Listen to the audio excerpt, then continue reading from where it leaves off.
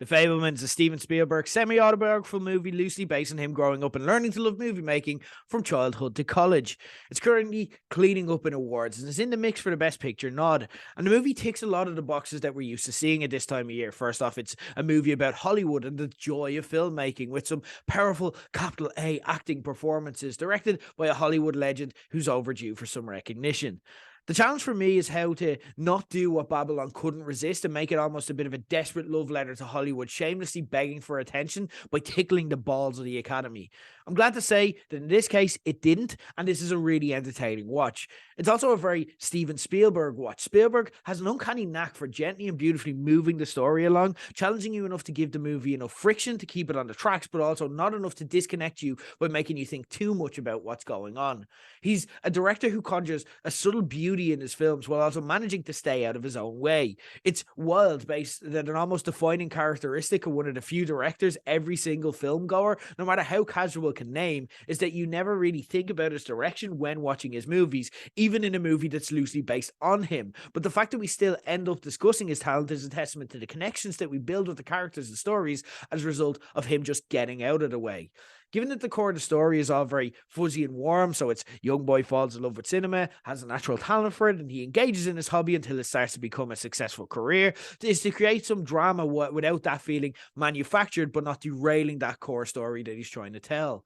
That's the one area that makes this stop short of being considered along the all-time Oscar classics, though, although the effort he puts in is admirable. To give the movie dramatic tension, Spielberg focuses predominantly on both the family secret that risks destroying everything, as well as a kind of flimsy anti-Semitic bullying subplot that it doesn't really have the time for or the energy to delve that deep into. We keep it tangentially related to the main plot of his love of cinema by having big reveals done so through him recording home videos, which to me, if I'm being honest, it feels a little bit contrived and try hard, truth be told. But it's not something that necessarily bothers you while watching, but it did feel a bit cheap when I reflected about it afterwards. You don't think about it because the movie is just a nice, warm place to live in for a few hours with actors who are comfortably smashing it.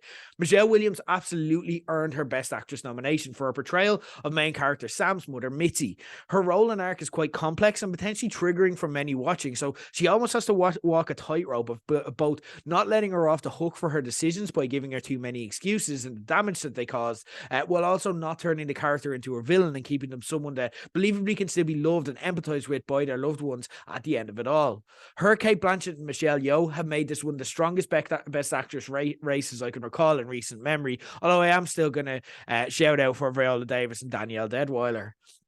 We keep that connection and investment because some small ingenious choices by Spielberg make all the difference. At one stage, for example, he's showing one of his home movie revelations to a character, and instead of us actually watching the revelations, which we kind of know what's coming, we see it through the eyes of the character in one iconic long continuous shot that allows that character to really work. It's extraordinary, and you can really hear every thought they have through that revelation, through the small facial expressions and the reactions that they give us.